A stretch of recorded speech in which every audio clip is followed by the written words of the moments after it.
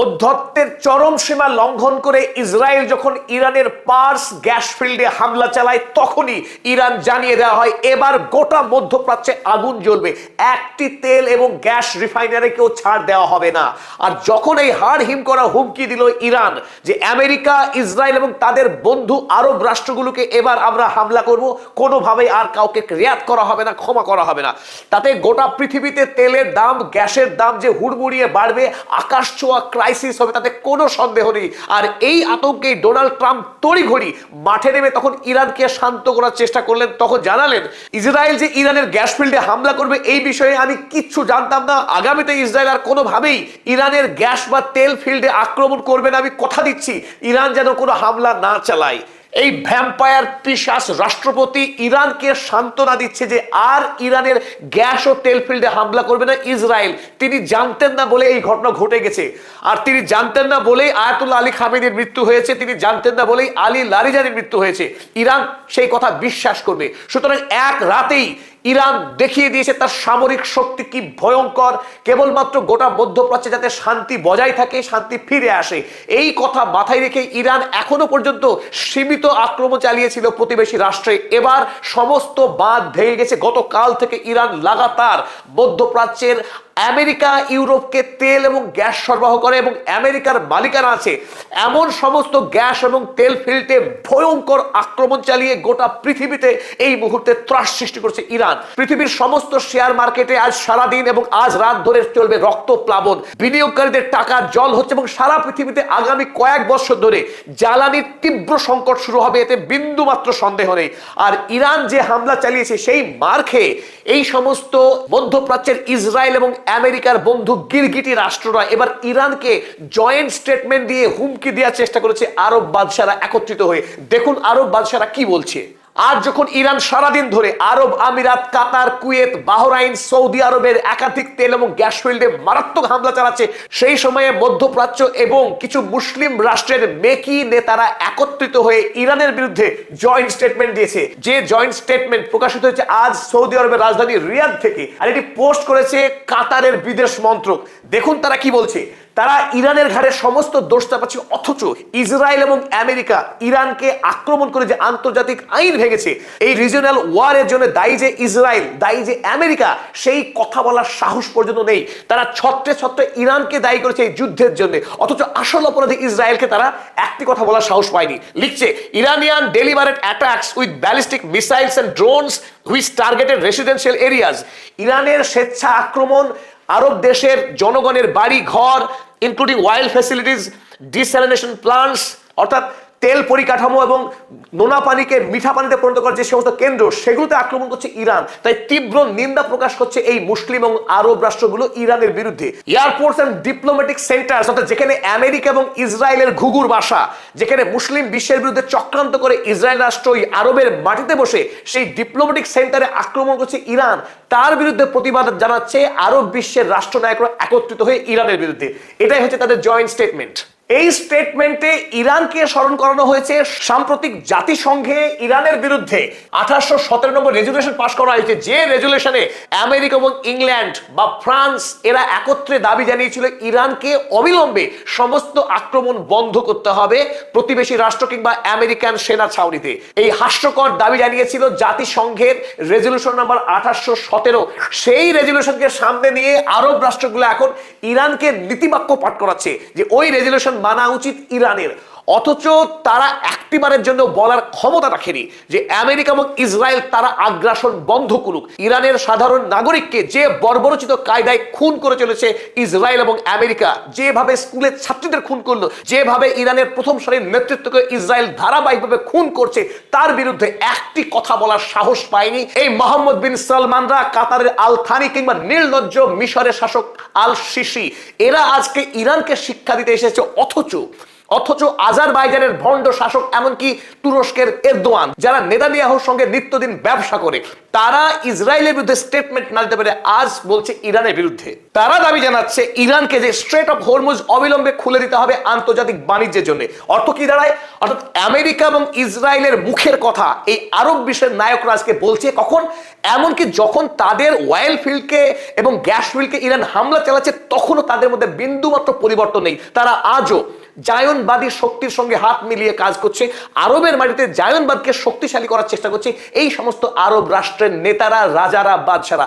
আর Iran সেখানে আরবের মাটি থেকে জায়নবাদকে উপড়ে ফেলার জন্য তারা আপোষহীন যুদ্ধ চালাচ্ছে। যখন তাদের দেশের নেতারা শহীদ হয়ে যাচ্ছেন তারপরেও ইরান কিন্তু থেমে যায়নি, তার শক্তি ফুরিয়ে যায়নি। ইরান যখন লড়াই করছে পশ্চিমী শক্তির বিরুদ্ধে, তখন এই আরব রাষ্ট্রের নেতারা একত্রিত হয়ে বরং আমেরিকার কাছে আত্মসমর্পণ করে ইরানের বিরুদ্ধে কথা বলছে জয়েন্ট স্টেটমেন্টে। এতে আব্বাস আরাগচি কিছুক্ষণ আগে, জাস্ট 1 ঘন্টা আগে তিনি টুইট করে জানিয়েছেন, our response to Israel's attack, ইসরায়েলের আক্রমণের প্রত্যুত্তর হিসেবে আমরা on our infrastructure employed fraction of our power, আমাদের পরিকাঠামোর উপরে হামলা করার পরিবর্তে আমাদের যে শক্তি আছে তার আংশিক আমরা প্রদর্শন করেছি এখনো পর্যন্ত। কি কারণ? কারণ একটাই, the only reason for restrained was respect for requested D escalation.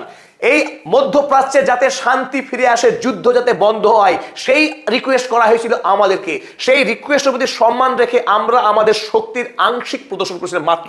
কিন্তু এবার আমরা কোনো নিয়ন্ত্রণ মানব না। যদি আমাদের দেশকে আক্রমণ করা হয় আমরা ছেড়ে কথা বলবো না। আর যুদ্ধ তখনই শেষ হবে আমাদের দেশের নাগরিক পরিকাঠামোকে যে ধ্বংস করেছে আমেরিকা, ইসরায়েল, তার যোগ্য ক্ষতিপূরণ না দিলে যুদ্ধ চলবে, জানিয়েছে Abbas Araghchi. Any end to this war must address damage to our civilian sites. নাগরিক যে ক্ষতি হয়েছে আমাদের দেশে তার ক্ষতিপূরণ না দিলে তারা যুদ্ধ থামাবে না বলেই আব্বাস আরাগচি স্পষ্ট করে জানিয়েছেন। আপনারা ইতিমধ্যেই জেনেছেন যে আরব বিশ্বের 10টি গুরুত্বপূর্ণ গ্যাস এবং তেল ফিল্ডে আক্রমণ করেছে ইরান বদলা হিসেবে।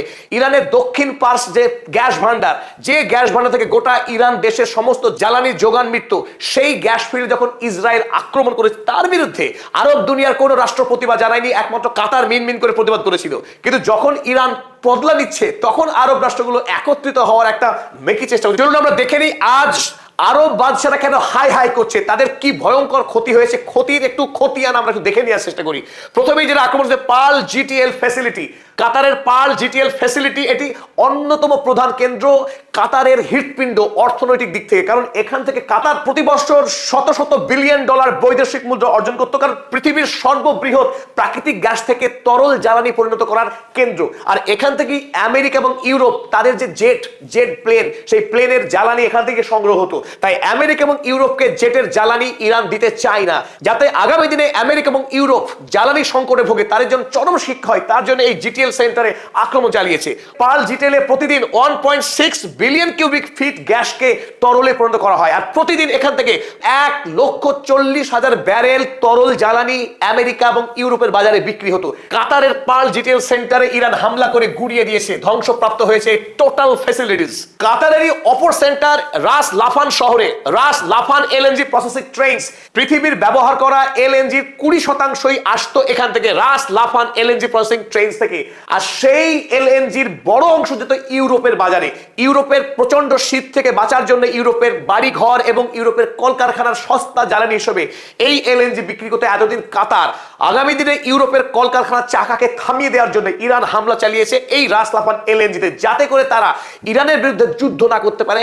আমেরিকায় এবং ইউরোপে জ্বালানির দাম আগামী দিনে 500% বাড়বে, কোনো সন্দেহ নেই। আগামী গোটা পৃথিবী জুড়ে এক ভয়াবহ জ্বালানি সংকট হতে চলেছে। আপনারা দেখুন এই ছবি, আক্রমণ হওয়ার পর এই রাস লাফান এলএনজি সেন্টার দাও দাও করে জ্বলছে। আমরা টাটকা ফুটেজ আপনাদের সামনে তুলে ধরলাম।